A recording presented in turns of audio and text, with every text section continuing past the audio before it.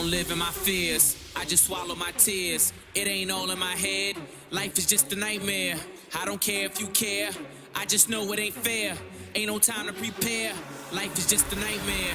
I don't live in my fears, I just swallow my tears. It ain't all in my head, life is just a nightmare. I don't care if you care, I just know it ain't fair. Ain't no time to prepare, life is just a nightmare.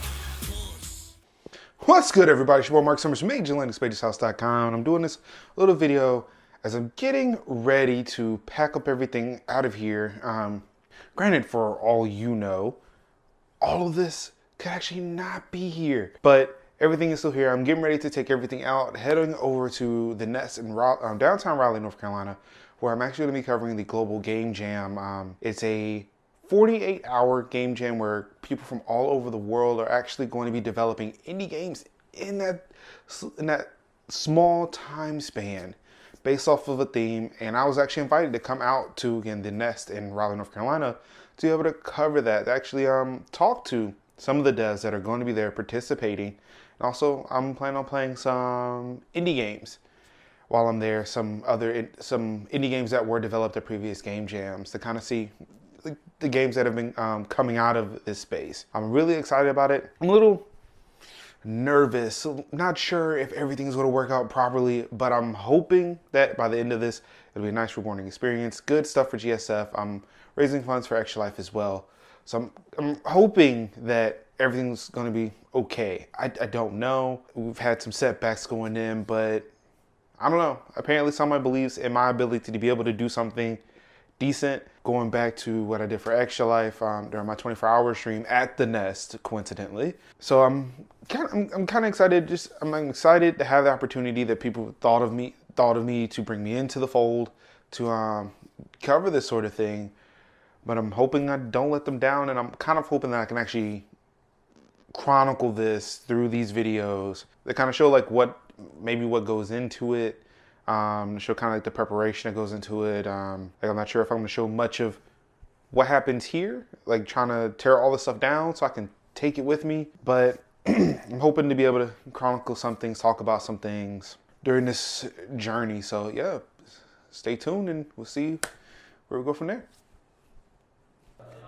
All right, so we're here at the Nest. I'm pretty sure a lot of you guys who've caught the Extra Life 24-hour or 25-hour stream back in November. I actually remember this place, I actually remember that glass, and actually just remember this whole table setup. This is where all the magic happened, where we raised over $2,600 for Extra Life last year. We raised $2,600 for Extra Life last year. So yeah, we're back here again, getting ready to set up the game jam. As you see probably behind me, outside the same window, there are a lot of people out there. They're getting ready, a lot of teams together, ready to make some dope games in 48 hours. I'm really excited to see, what they do here. Also, one thing that I'm really particularly proud of, or at least I'm hoping it'll work because I've only gotten 2 monitors to turn on, is actually see if my GTX 1080, the Duke, as I like to call it, actually what it's called, actually being able to try to push 4 displays at once. Also, on top of streaming, I'm not sure if it's going to work. It's probably just going to explode, just blow up in my face. But I'm really excited to kind of see what we can do, what we can push here. Granted, we're only playing indie games, so not sure exactly how tough it's going to be pushed. But I'm actually really curious to see how it's going to handle that with one 144 hertz display and three 60 hertz displays. Actually, I'm not sure what the hertz of that TV is over there and whether or not it's 1080p or 4K. I don't know. I guess we're gonna find out once we get everything turned on, or actually PCs on. Just gotta, turn some more monitors on. And also probably should plug in the Ethernet port or we won't be streaming today. So hopefully everything turns out and hopefully have some more footage to give you. So yeah, stay tuned. What's good, everybody? Again, I'm back again. It's the end of day 1. And so far, so good.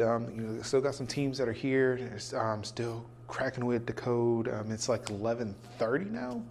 I'm probably about to pack up for the night and head back to the hotel, get some rest. Actually, I need to go find me something to eat. I'm actually pretty hungry. Even though I probably should learn my lesson about eating late at night, especially when I'm out doing something.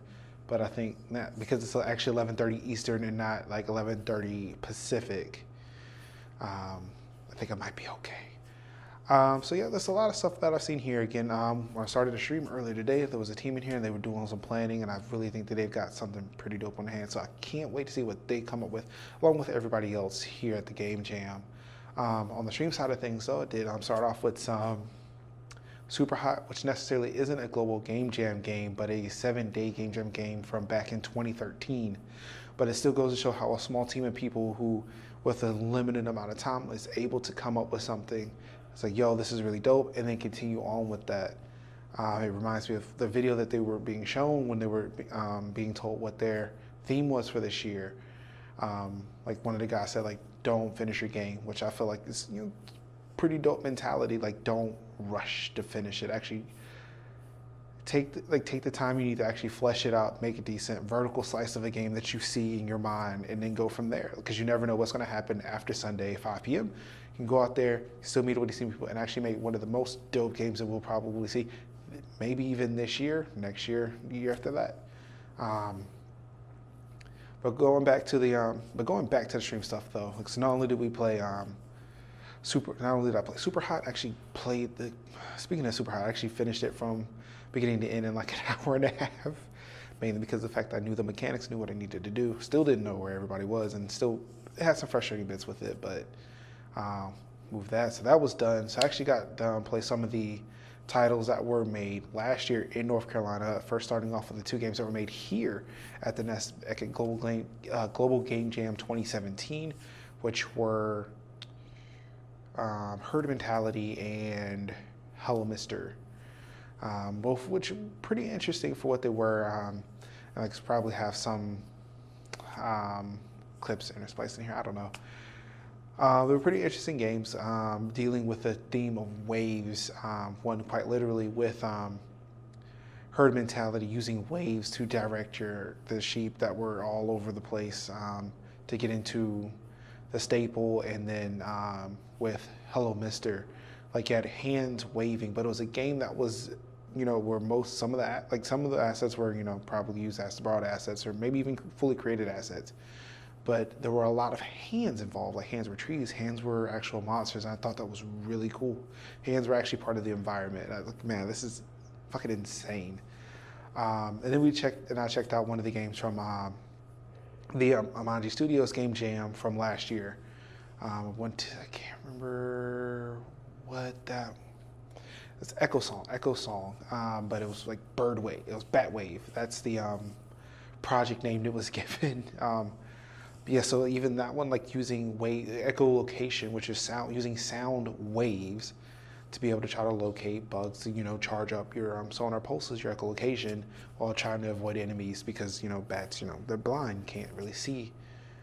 So you being able to use echolocation to kind of fill in the environment so you can see where you need to go, see where the obstacles are, because you're trying to like fly through like a narrow cave, all the while trying to find the bugs and trying to avoid spiders, which will kill you. So like these games are actually pretty good. I mean, and again, like you have to understand, like for 48 hours, they're pretty decent. Like it's definitely a lot better than anything I could come up with. I couldn't even come up with an idea for a game in 48 hours, let alone actually bring something to like a physical thing, or well, I'm not necessarily physical because they're all digital, but to like some kind of manifestation that could be played. So it's really good to see this, and I'm glad I'm actually here to be able to experience this firsthand.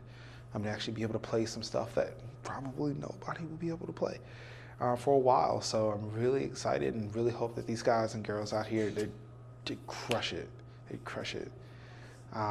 So yeah, that's it for day 1. Stay tuned. Day 2 is coming up soon. Really excited again. I'll be joining both Jimmy Dukes behind the PC doing the stream thing, and Catherine or the High Hill Gamer for some of the interviews here. So I'm really excited what's coming up, and I hope you guys are too. So I've got to say to you people, peace out. All right, what's good, everybody? Yeah, so back in the hotel room. It's 2:30 in the morning, but not that I just got back here at 2:30.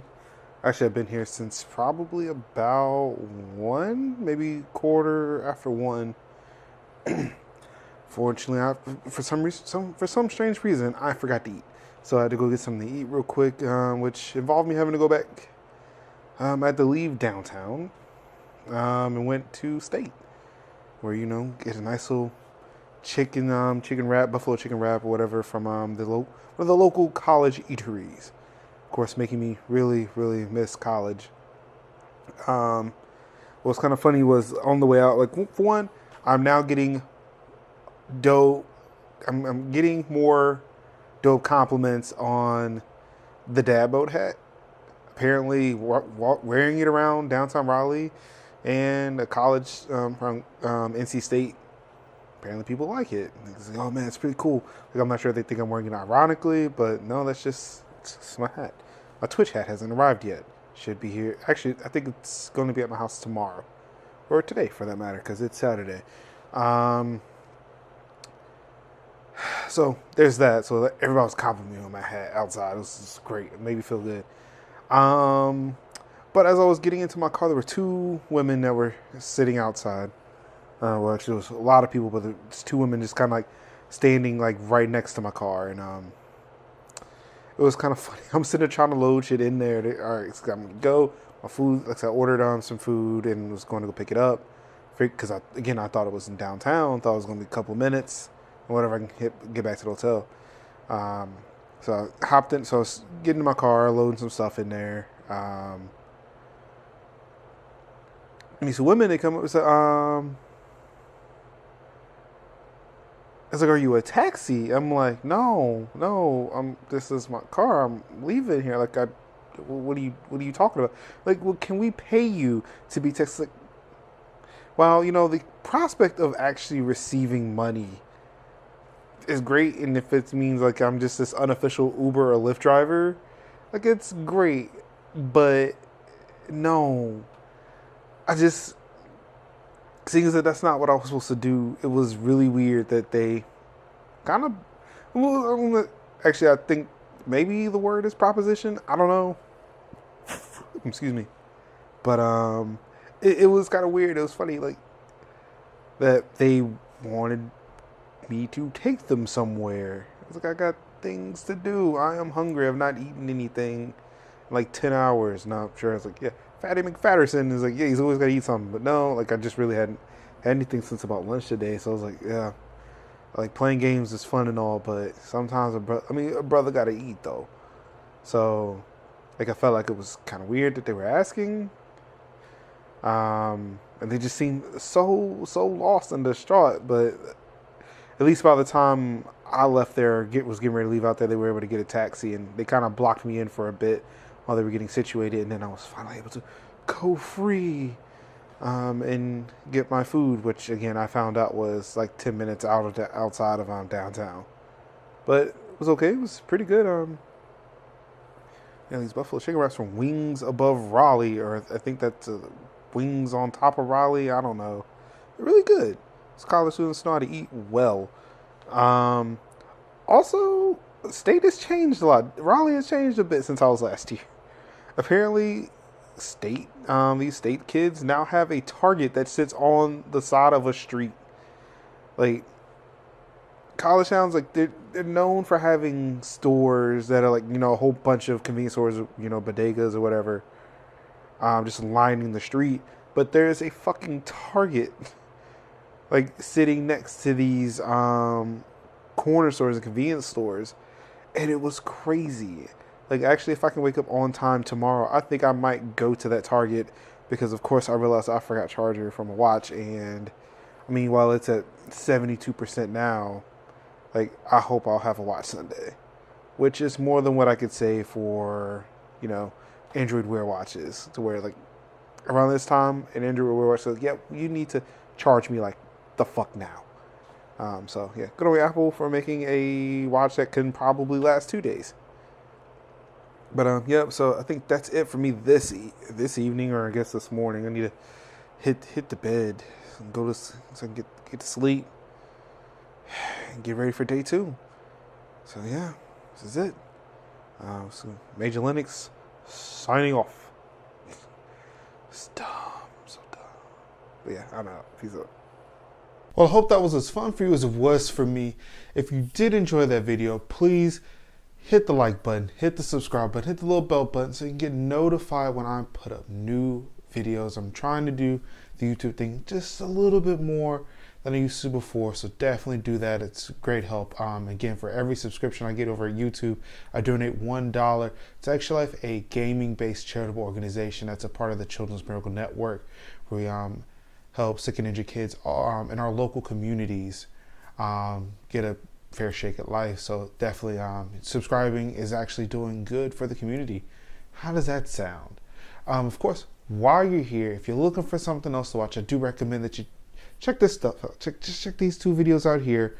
One is the most recent video, and one is actually a video that I've created that hopefully best suits your taste. I don't know. I'm not the taste maker. I'm just a creator. You have to get with YouTube about the whole taste thing. I don't know. I'm not sure what you're into. That's on you and YouTube. But I do recommend that you hit click one of these, or do the subscribe, hit the like, do the things that the YouTubers do. No pressure on my part. I'm not gonna force you to do anything, but if you do, I'd really appreciate it. So until next time, peace out.